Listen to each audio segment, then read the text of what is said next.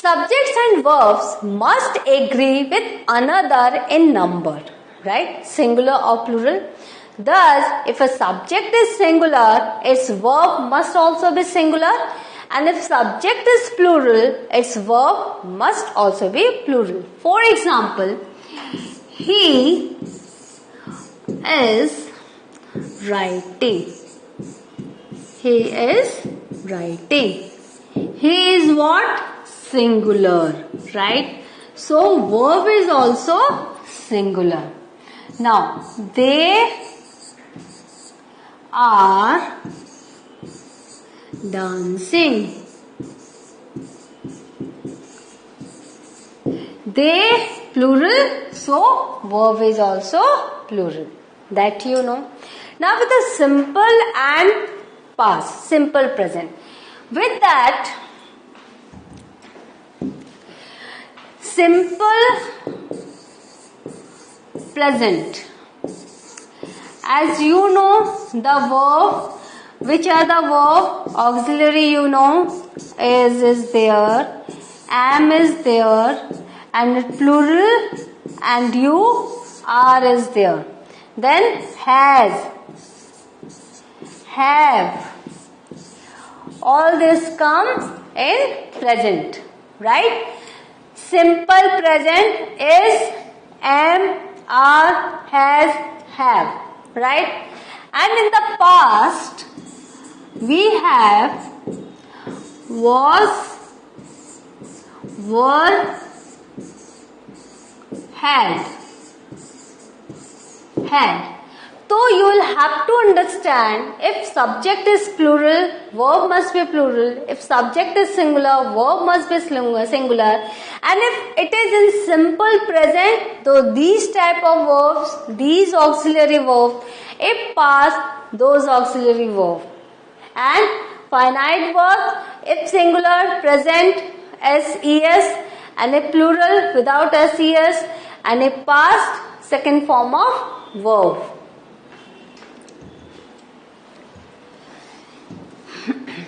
In the present tense, nouns and verbs form plurals in opposite ways. How it is in opposite ways? See, nouns add S, for example, to the singular form. For example, I have given, suppose, he runs. See, S is there and he is singular. So, this pronoun is singular and verb, here we are adding S, right? And in the plural form, verbs remove the S from the singular. For example, they run. See, in plural, this is plural and S is not here. Verb has, that S is removed when you make it plural. See, to form plurals. Understood? Now, singular, she loves cheese. Say singular, she loves cheese. And plural, they love cheese. No SES. So, and what is the general thinking? If S are there, that means cars, batteries. Wherever there are S, that means it's plural. But in the present tense, nouns and verbs form plurals in opposite ways. Hope you have understood. Actually, we know these things, but as the rule is written here, so it seems difficult, but we generally know the thing and we use the thing correctly. We apply the rule in a correct way. So don't worry. Now, the agreement rules do apply to the following helping verbs when they are used with a main verb. See, with a main verb, helping verbs are always sometimes required. For example, is and are, was, were, has, have, does, do, and did also. Now, a girl has won the race. Girl is a singular, so has is here. Many girls girls. See, many girls, more than one. So have. Scored above 90% in board exam. Here, according to the, what is the finite verb? That is will. But as helping verb is has, we'll have to write the third form of verb, that is one. Right?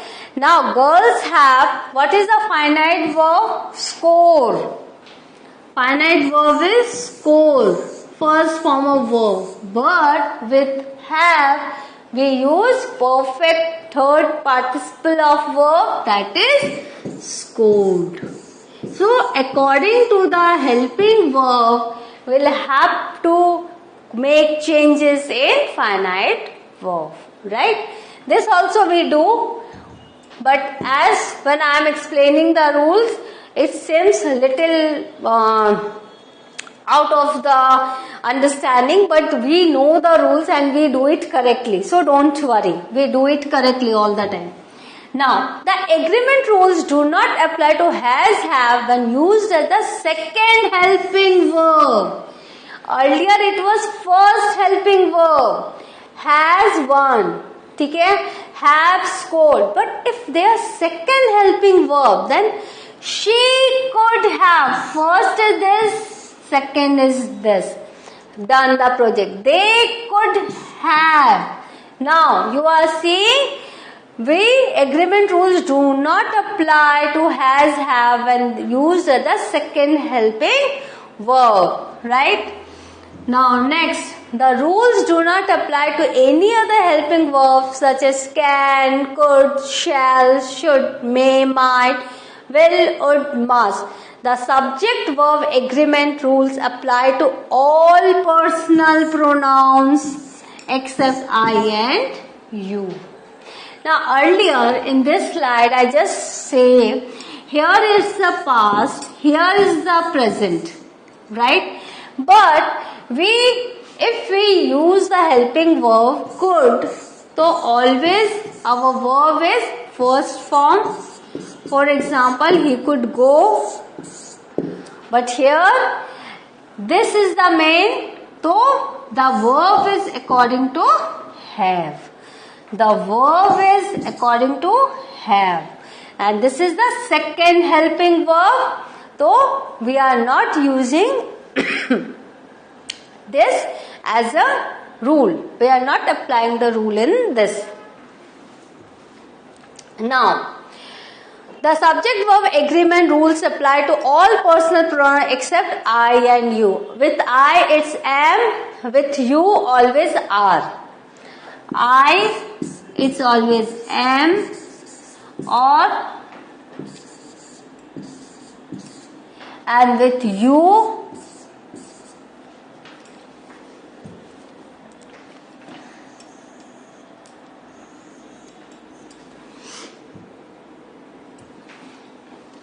see, with I, the helping verb is am, was, have, right? Though I is singular. Here you are seeing have, we have written. With you, it's always are, were, though this if even it is singular.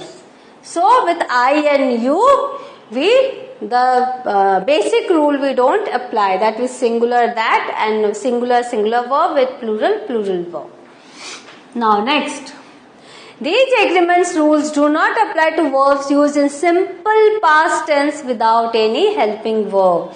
If there is no helping verb, for example, Agal wanted, no helping verb is here, so we are not using the agreement because past form of verb you need to write. Now, many girls again wanted, a girl again wanted. No rules of the present tense. See, this is the reason when we write something in the past tense, it becomes very easier for us to explain our thought in past tense because the rules are little bit less. It's not as you find many as in the present tense. So, I and you, although singular, requires plural forms of verb. I explained. I have completed. Have is a plural. You haven't yet finished. That is also plural. So what have we learned in this session? What we have learned? We have learned that subject and verb agreement with present and past. How you need to apply all the rules.